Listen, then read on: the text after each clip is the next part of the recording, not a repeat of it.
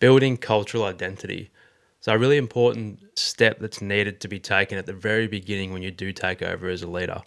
Whether you're in a senior role or in a less of a senior role, but you're still leading groups, large groups of people, you can still impact the culture. You can still influence how the day-to-day is run, because ultimately the tasks that you were hired for don't really matter anymore. Now you're in charge of the culture. Now you're in charge of what processes are needed to improve efficiency amongst the team. And it's important to realize that culture exists whether you create it or not.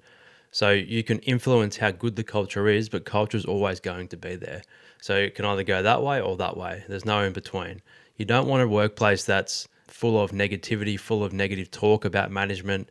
You want an inclusive culture, and it's up to you to build that identity from the very beginning, because you're the one that's going to be driving it. So it's really important to understand the difference of management and a leader. So a leader is required to get the best out of its people, get the best out of the team, and deliver on projects by using the team's skill set. And you drive the structure, you drive the system, you drive the environment, you drive the culture. Ultimately, you are responsible for the weather in that workplace. So you drive all the moods. If you come in a shitty mood, it's going to trickle down. It's going to set the tone off to a wrong start, essentially, every time that happens. You've got to really learn to be professional and leave it at the door, leave anything outside of work at the door, come in, be there for your team, and then you go home, and then you got to deal with what you've got to deal with. But you want to create that culture of people wanting to be there, and that will actually free up your mental overload and your decision making, because you've got a team that you fully trust and you understand that they are more than capable. So it's your job to amplify the capability of the team. So we all know that you're capable as a leader. That's why you've been hired and promoted. But now it's your job to amplify the capabilities of your team and get the best out of your people. So one thing that's heavily involved in culture is you are a product of what you tolerate. So if you're tolerating bullshit, essentially, you're tolerating people not doing the one percenters, you're tolerating people bad mouthing people, not supporting each other, things like that, having attitude back when you give instruction or another senior person or the senior management team gives instruction and it's not taken seriously, all that kind of stuff. Gradually, people will understand what you tolerate and people will walk over you. Naturally, they will take advantage of that. And you want to nip that in the butt early on. So you've got to make a decision what kind of identity you want with your culture. So standards create culture. So a lot of people connect standards with rules. Rules and standards are completely different. So for example, if one of your standards is to make sure the lunchroom's always clean, that's not a rule, that's a standard, because someone comes in external or outside the organization or wherever you work.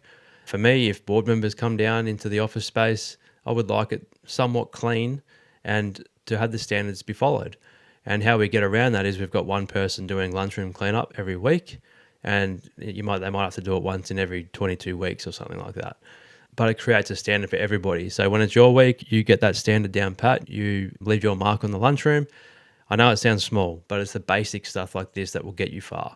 And it's really important to introduce high standards from the very get-go. So some leaders that I've worked for come in and they say all these words, they want to make things this great, that great, improve everything, and it's just all words, but they don't lead through action. People follow action. They don't follow just words. If you're saying things and your expectation of the team is they do this and do that, but you don't do it, then why would anyone do it? So it's really important to understand the difference between leading through purely words and leading through action. So it doesn't mean you go out and get on the tools or you go out and do everything that somebody else is meant to do. But if you want an inclusive culture where people are actually supporting each other and all that, do that. And people will follow that. People will follow your character. People will follow the things that you do and they can see that you do. People will watch what gets rewarded and what gets ignored. And people will naturally just go, oh, yeah, I'll just leave that today. That got ignored by this person the other week, so that'd be fine.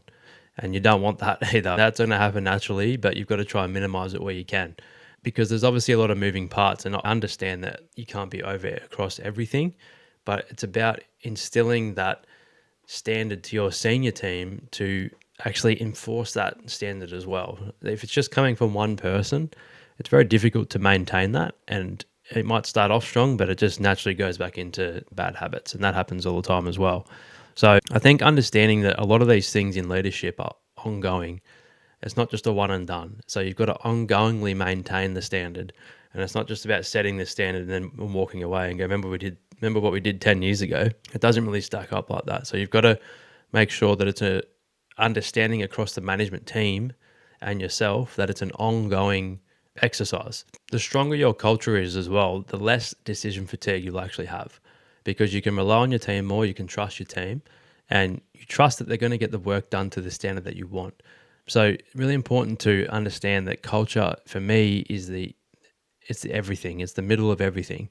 Culture's in the middle. Everything goes out off culture. So all your results, all your staff engagement, everything comes off your culture. If your culture's no good, your workplace is going to be no good. Because ultimately, you can have the best planning in the world.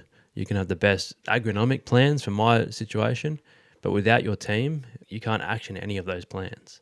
So it's really important to make sure the culture is number one all the time. Culture is not built in one day. It's built daily over a long period of time. So, and that's, as I said before, it's through your actions and what are you actually doing to maintain this culture. So understand that it's not built in one day, but it's built daily by small efforts and small one percenters that contribute to better habits over time. Hopefully that helps.